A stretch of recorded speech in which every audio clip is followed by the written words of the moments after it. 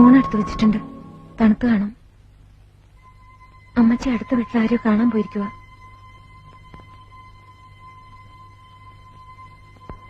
അയ്യരെ വിളിച്ചിരുന്നു.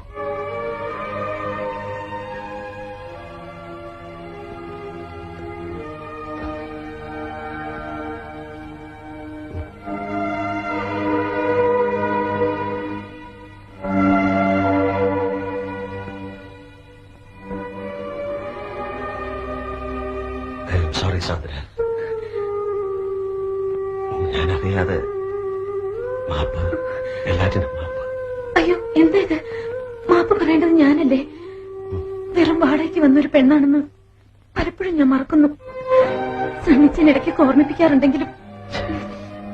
മരിച്ച അമ്മച്ചിക്ക് വേണ്ടി പ്രാർത്ഥിക്കാൻ പോയ സാന്ദ്ര ഞാൻ